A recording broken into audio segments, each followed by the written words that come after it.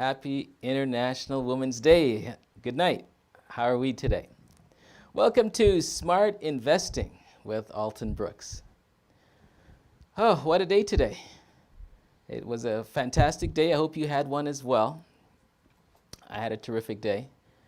Shout out to my 3 children who are watching. Peace. Today, we are talking business. In fact, we're recognizing women in business. And we have none other than in our possession today, a young lady by the name of Luann Jones. And she is the owner of the very first Black-owned funeral home service in Canada, Covenant Funeral Homes. We're going to invite her on to chat with us this evening to tell us how she got started in this business and some information that would be useful to us, as this is a profession that not a lot of us know about. So she's going to be here tonight with us to tell us some information that can be of assistance. And here she is. Welcome, Luann Jones, to the program. Thank you so much, Alton, for having me. It's a pleasure and an honor celebrating National Women's Day. For sure. And it is my pleasure to have you on. I've known you for a while, and you are a stalwart individual, a stand-up individual, a very professional person. So it actually is my pleasure on International Women's Day to have someone of your ilk on this show. So I appreciate you taking the time.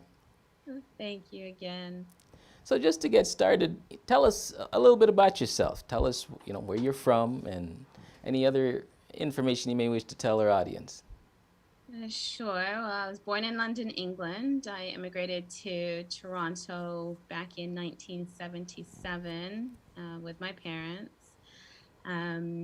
We lived in the annex when we just came to Canada, so that would have been the Bathurst and Bloor area. And then later on, we moved into Vaughan and Oakwood, where I pretty much lived there for a little while before moving out west to Mississauga, Ontario, which I currently reside in now in Peel.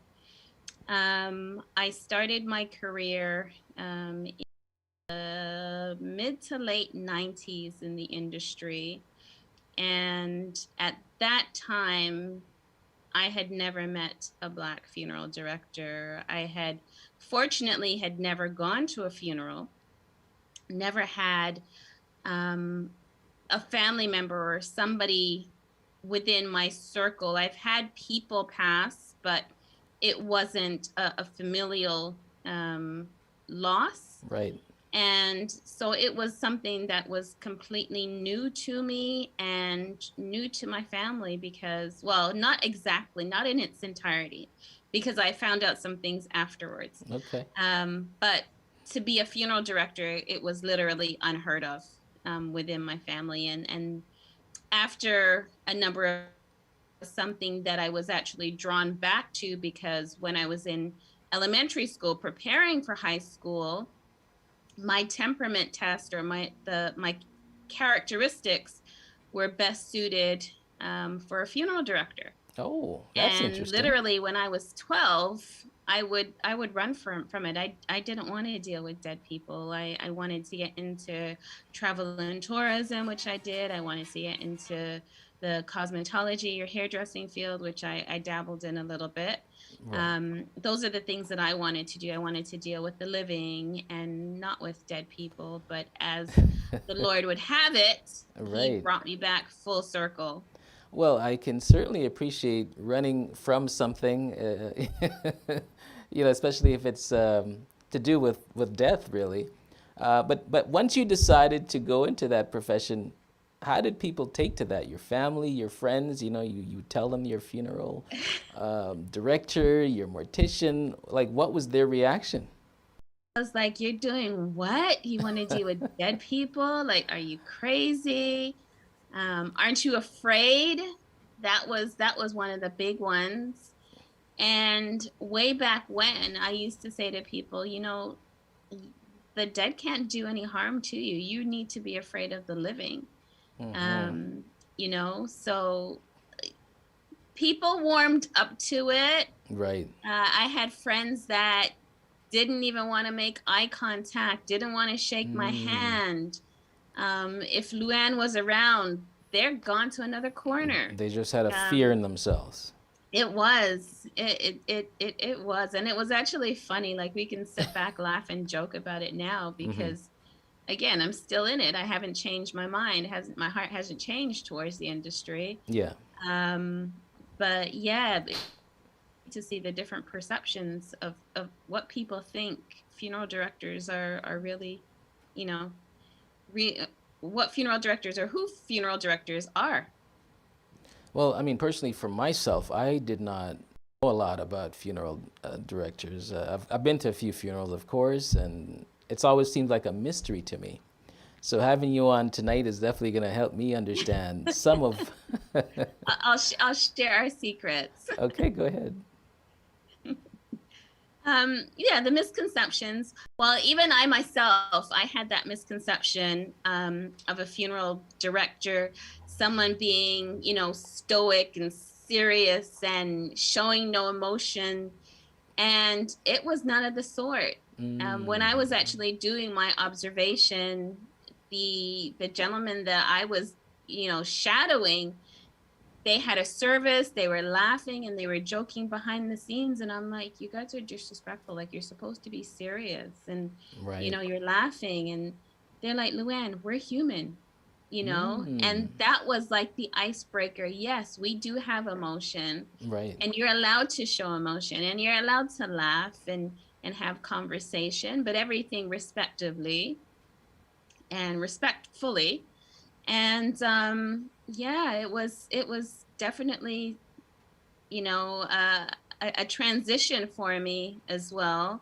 But more so, it was about being able to serve families during the most difficult time of their lives. For sure. And you have a very important job because, that's one of the last things that you can do for someone is the respect shown when they do pass. And that Absolutely. job you have is a very important one, which takes me to wondering, how does someone get to where you get to? What is the education path required to take you from your high school dreams to possibly college or university? What's the path to becoming, whether a mortician or a funeral director? How do you get there? Well, it's a college program. I studied at Humber College, the North Campus. We're the only college, one of two colleges actually in Ontario that offer the funeral service program. It was a 2-year program at the time, whereby your first year is theoretical, so you're actually in school learning the history of funeral service, starting from the embalming preparation, the business aspect of it, the psychological aspect of it, the chemistry aspect of it. All of those things you learn. Those are the foundation, and then your second year would actually be your practical year, or your apprenticeship. Um, or as I call it now, you do your preceptor training. Right. So it was a process whereby you were in school during your apprentice year. You still had to fulfill the requirements in terms of the courses and the tests that would have to be done, or the assignments, to qualify to the next level. And the next level would have been writing your board exam and doing an actual embalming, Right. so that you are qualified.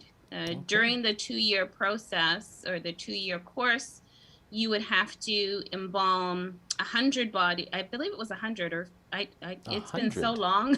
I don't Wow. remember how many bodies I had to embalm, but do 5 pre-arrangements, and also 5 what we call at-need funeral arrangements to qualify for a license as well. Hmm. What was any part of that scary for you, like going through that education process? Was any part of that For me, intimidating? it was actually, it wasn't scary, but I was a single mother, and I had been out of school for 10 years. out of the post-secondary field for 10 years. So it was more of a transition for me. Okay. I had my children that I had to take care of, made sure that they had their homework done, spent time with them before I can actually focus on my own work. And a lot of the times I would, doze off and fall asleep with them and get Right. up at like 3 o'clock in the morning and do my studying, Mm. and then get up early in the morning and prepare them for school, and for whatever I had to do as well. So it was a juggling act. Mm-hmm. My professors at the time, they were very, very helpful Nice. with That's me, good. and in terms of me recalibrating my brain, so to speak, to Right. keep, or retain what I was actually learning. So it sounded like a very challenging environment to actually go through the studies of getting to where you needed to go. It was a lot of work, a lot of memory retention, um, but it got easier. It was a process, Right. and I was so glad that I was able to withstand that process. Well, you are a very strong individual, and that showed just from the school aspect of things, just to be able to juggle so many things. But Hmm. seeing that you had your goal, you had your eye on your prize, and you just had to complete that to continue your journey. Right. And I think that was the focus, because I was at a point in my life where I was thinking about the future, Hmm. and I had responsibilities, and there were a number of people that were in the course that were basically already in, because their families were funeral home owners, and they had no choice but to go to the class. And even Hmm. if they failed, they still had a job because it was a family run business. But for Right. myself personally, I'm literally documented first generation funeral director, Hmm. legally. But to find out as I was in the program that both the matriarchal and the patriarchal side, my grandmothers, um, they were actually in respective communities, taking care of the dead. So Right. I had one grandmother, on my mom's side, she would look after the people that passed within the Muslim community, Hmm. and on my dad's side, I had my great grandmother, sorry, look after a lot of the people within the community there. So nobody actually had told me that this was a part of our family, but I guess it was just in my DNA, and it was just natural. Right. So let's continue on the challenges path. The education is the challenge. You're going through a lot. Now, fast forward to being the very first black person to own a funeral home in Canada. What are some of the challenges that you faced being an owner of a funeral home?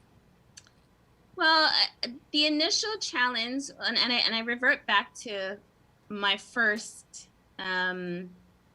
stepping into the faculty office, and looking at the graduates and not really Hmm. seeing anybody that looked like me. Right. And I went back a number of years to finally find somebody that she did look like me, but she wasn't in the industry anymore. So my long-term goal was to eventually open up and own my own funeral home one day. And it took me actually 18 years, for that Mm, dream to be manifested. interesting. Um, being a black woman, being a black woman, being the first black woman or black person in history, um, there were a lot of pressures in Mm, terms of people not thinking that we were able to compete right. with other established funeral Hmm. homes. We didn't have that confidence, or we didn't have the confidence of the community in the beginning because we were babies. Right. You know, nobody ever heard of Covenant Funeral Home. Well, we've never heard of you before. We normally go to XYZ funeral home at the top of Right. the street. So that's where we're going to go. And again, it's the final process someone does when someone dies, and you don't want to risk it on someone you don't know or you can't trust, or everyone else has a name. That too. And I think, you know, sadly it was in the beginning of it, we didn't have, again, that support within the community because again, we were just babies, so to speak. Right. And then you had people that say, you know what, Luann, we're going to give you a chance. Give you a shot. Yeah. And I knew that given that chance, given the opportunity, we had to set that bar really, really high because the microscope, all eyes were on us. Right. All eyes were on our service. And we've left an impression within the community. And, you know, not only our service, but our presentations as well. And a lot of people, they speak about the way that their loved one looked in that casket. And, you know, it's an honor to be able to do something like that for somebody, because this is the last time that they're ever going to be able to see that person. And you don't want your last memory to be that of, you know, the way that they were looking at the hospital, if it was a long-term illness, or if they were, you know, involved in a motor vehicle accident or passed away tragically. You don't want that last memory to be that of what you last saw. You want something to be, you know, pleasing, so to speak, For sure, and for sure. peaceful as a last memory. Now you talk about competing. I mean, it must feel good to know that, you know, people are not just coming to you because of the color of your skin. They're coming to you because you can actually produce just as high of a level of anyone else that they may choose to go to. I mean, that must have a great feeling. It's an excellent feeling. And to know that, yes, we are in competition. We do compete with the larger firms here within the city, and to hear, you know, people, the buzz that, oh, we've heard that you're busy, or you know, you're people are talking. Right. And, you know, it's a good thing because we're a physically smaller funeral home. Right. We're not lavish, you know, whistles, but in terms of the service, you know, it's impeccable service, and I would have nothing fall short of that. For sure, for sure. Well, that is terrific. But it also means that you have invested a lot of yourself into this business. Oh my goodness. And even just working for another firm, I'm sure just that itself is also very immersing. How do you keep yourself centered? How do you deal with the physical and the emotional aspect of being a funeral director, being an owner? How do you handle all that? Well, there are things you have to compartmentalize.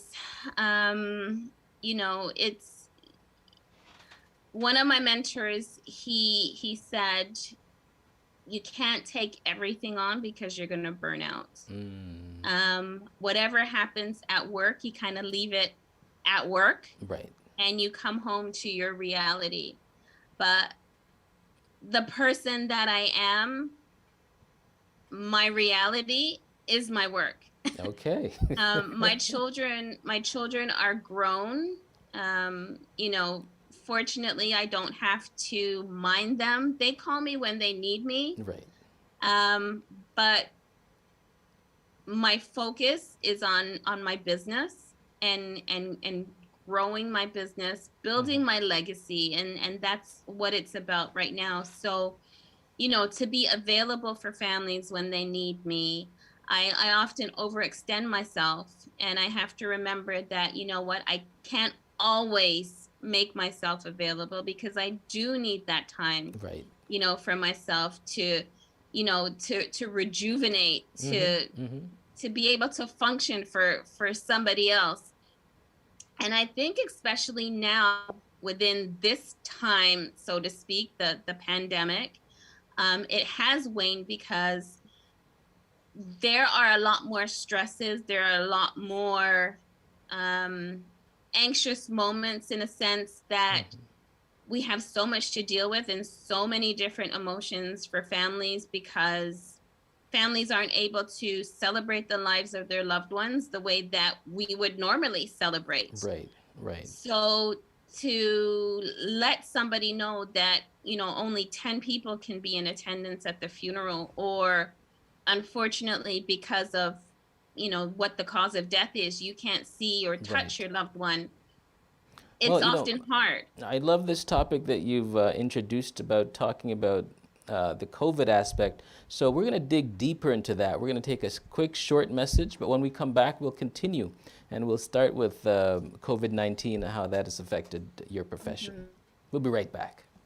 You can officially download our free GBKM app from the App Store and the Google Play Store, okay? Now, what is the best thing about this app? Well, it is that you have all of the features from the website that is portable, in your hand, ready to use and ready to go. Now, I'm just gonna guide you through what we have available on our app right now. So here, this is the page where you can watch our live TV, our GBKM TV. You can watch live, enjoy the shows live. Now, if you go to our tabs, you can check out any shows you missed in the past shows tab, and that takes you to the past shows that have happened in the last week. And if you just scroll down, you can see those past shows in order, chronological order, with their dates next to them as well. So if you've missed a show, no worries, just go to the past show tab and you can catch up on your favorite GBKM entertainment. Going back to our menus tab again, you can check out our upcoming shows so you do not miss any past shows. You can check out our breaking news section, which is our newest section as well, to learn of any breaking news within the diaspora, across the globe, all of that good stuff, so you can stay engaged and up to date on what's going on with our breaking news tab on the GBKM app, and also available on the website. And as you can see, there are other tabs there. You can listen to our live radio, our live TV. You can learn more about our on-air personalities by going to our OAP tab, all of that good stuff. And welcome back to the Smart Investing Show with Alton Brooks. It is an International Women's Day today. To all the ladies out there, I hope you had a great day and celebrated well. Just to let you know, we are on the GBKM network, and we're here every Monday night from 9 to 9:30 live with very interesting, powerful, and world-renowned guests that we bring to you so that they can help educate us on some aspects of business that we may or may not know about. Tonight we are talking with the very first Black funeral home owner, Covenant Funeral Homes. CEO Luann Jones has joined us this evening, and she joins us again. Welcome back to the show. Thank you. So we started talking about COVID-19 just before the break, and as we know, it's been over a year, pretty much right now, or starting a year, that has been with us, and we're still hoping for vaccines and things like that. How has COVID-19 affected how families view death and how they look at their situations going forward, having to deal with the repercussions of COVID-19? It has been challenging for many families that we have been serving, but it's our reality currently, and what we're actually going through is really historical, because within our lifetime, we've never gone through anything like this. So everything that we do here on in is a learning process, and we have to be able to be in that mindset where we can understand and know what we're dealing with. COVID-19 in itself is something that is unknown in terms of the different pathogens and how it's contracted, and who is going to get it. So we have to be very, very mindful when serving our community and interacting with the community. So in terms of precautions and what we're doing as a funeral home providing services, we have in place the mandates that we have to abide by, the directives that we are given by our governing body. In this case, it would be the Bereavement Authority of Ontario. Right. So we've been really, really educated with the do's and the don'ts, and along working side with the legislation, the province, in terms of, you know, what the numbers are and you know, what we can do. So the strain on the business was because we're not able to allow as many people, as many mourners or guests that we would have normally had in either in our facility or at church. Now, our funerals are usually 2 to 3, 4, 500, and up to, we've done funerals over 2,000 people in attendance. So to have that limited down to last year, it was only 5, you know, or have it limited to what it is currently right now, 10, it is a challenge for families because some immediate family members within their circle are within that 10. And they're not able to have anybody else, you know, attend the service. So what we've actually have done, and we continue to do, something that we've been implementing from the beginning, the inception of Covenant, is doing live stream. Right. So within our community, there have been a number of people, based on, you know, not being able to travel or based on not having the finances to come over for whatever reason, we were able to provide them with a stream that they can actually see the service. Excellent. And participate in real time at what's going on during the service. And you know, a lot of funeral homes now implemented like a Zoom, where they have cameras that are basically fixed on the ceiling, but they're not interactive. Right. And we have, from the get-go, we have been interactive. We are the eyes of that person because they can't be there physically. So we're actually walking them through the process. We're actually walking up to the casket. We're looking at the flowers. We're looking at the cards. We're looking at the families. So again, so they feel like they're included in that service. For sure. And a lot of people, they so appreciate it. They're so grateful because they feel as if they have been a part of something that, you know, they couldn't have physically been a part of.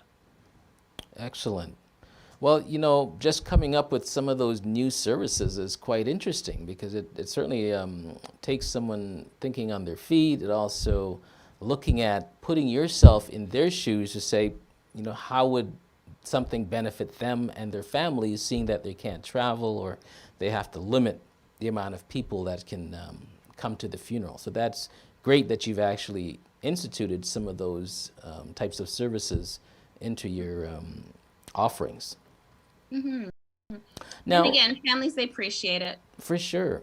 Now let's talk about families and just talk about funerals in general. I mean, myself, a lot of other people, we don't want to think about that.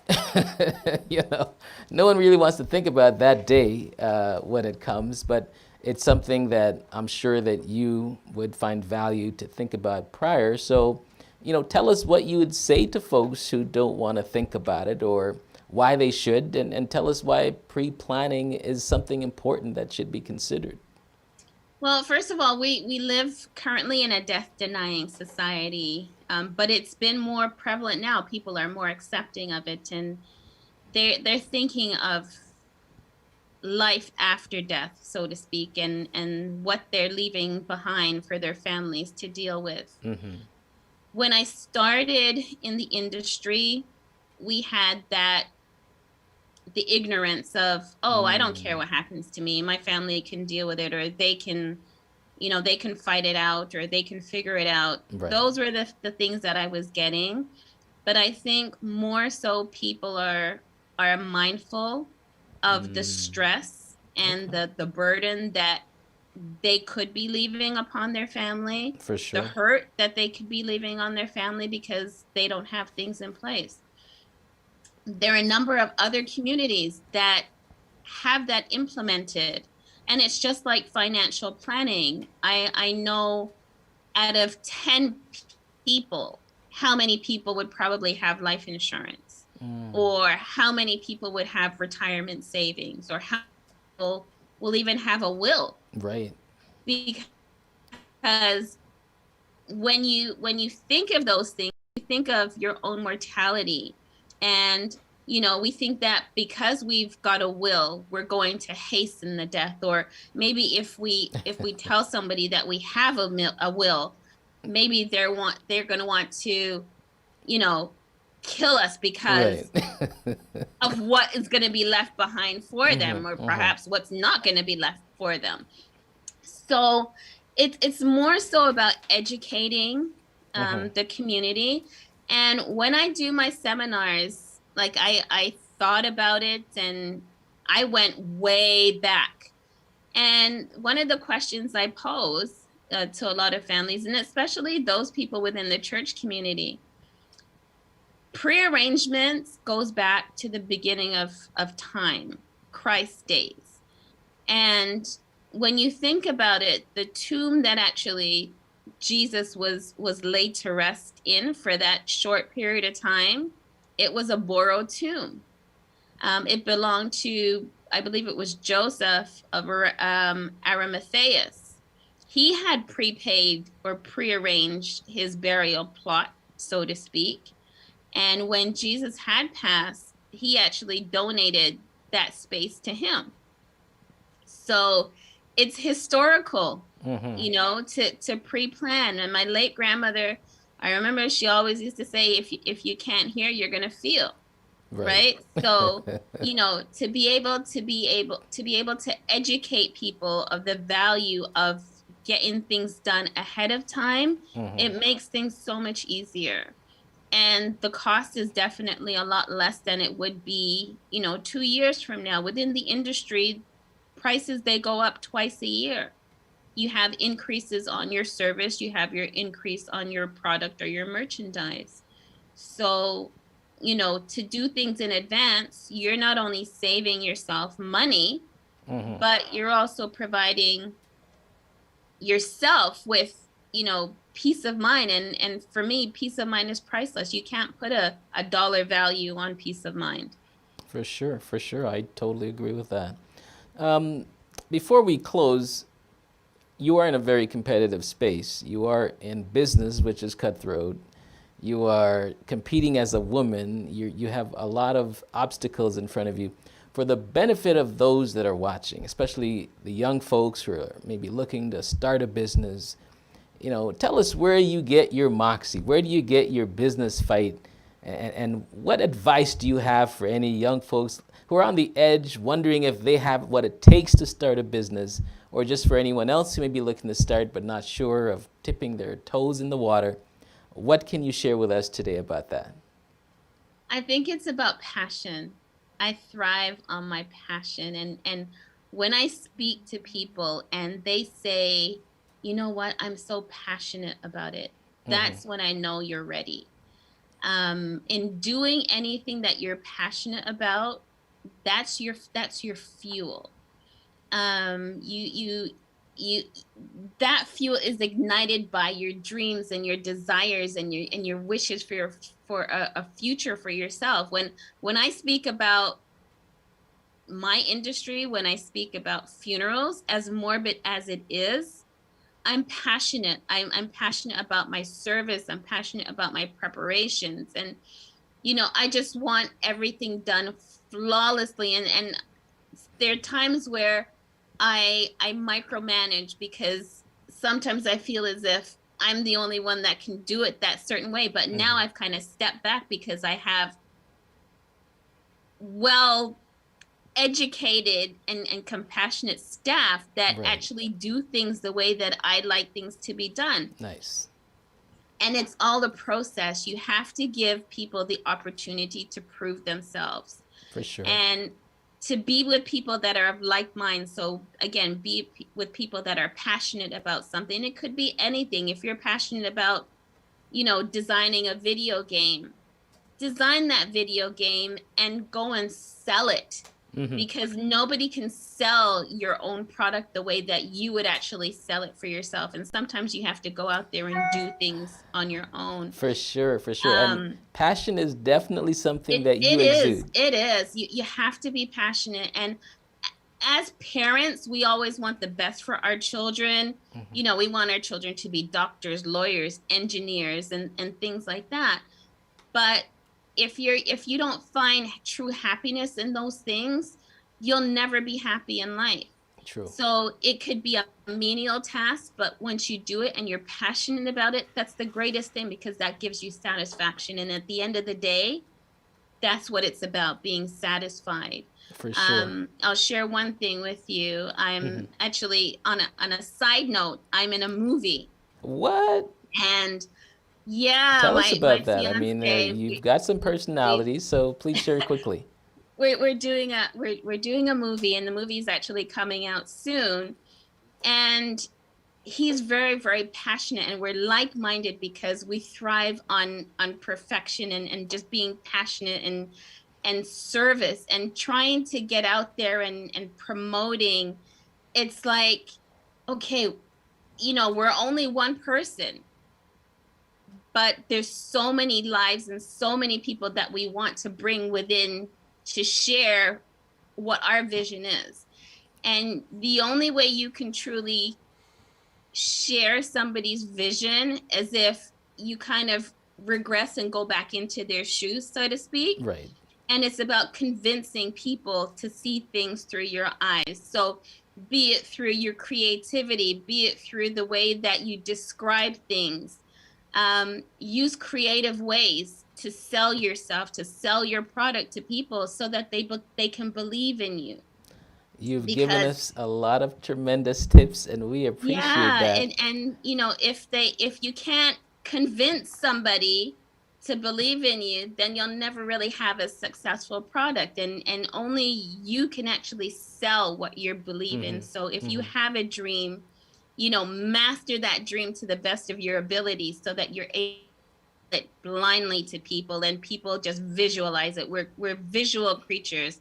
So if we can't see it, we're not going to buy it. And especially with funerals, with pre-planning, it's not a tangible thing. You can't touch a funeral. Right. You're not going to be able to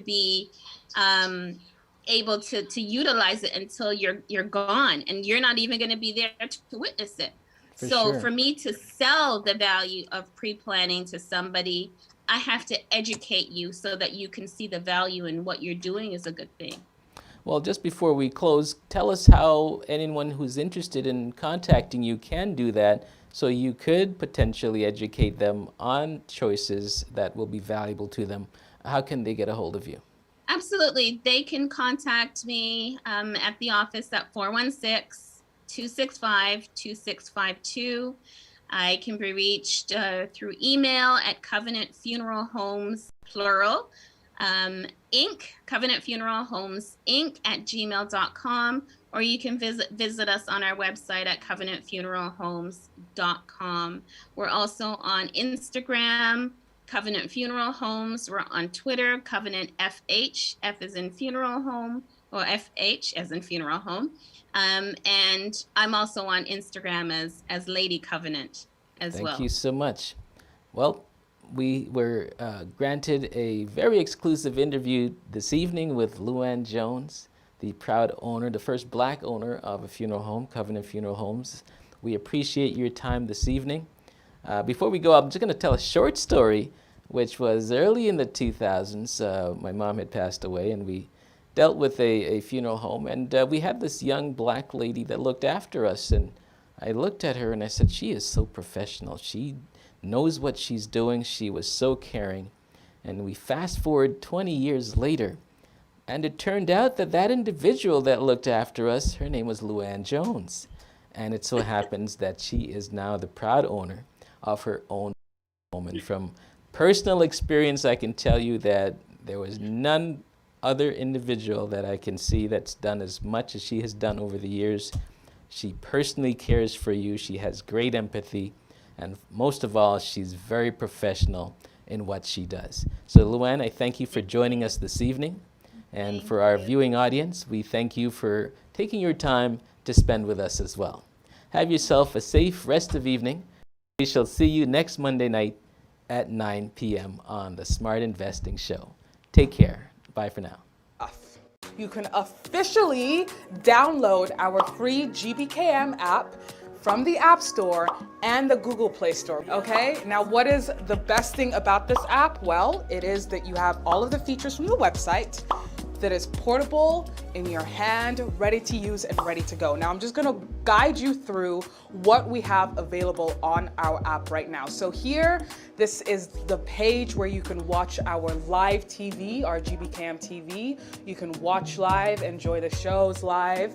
Now, if you go to our tabs, you can check out any shows you missed in the past shows tab, and that takes you to the past shows that have happened in the last week. And if you just scroll down, you can see those past shows in order, chronological order with their dates next to them as well. So if you've missed a show, no worries, just go to the past show tab and you can catch up on your favorite GBKM entertainment. Going back to our menus tab again, you can check out our upcoming shows so you do not miss any past shows.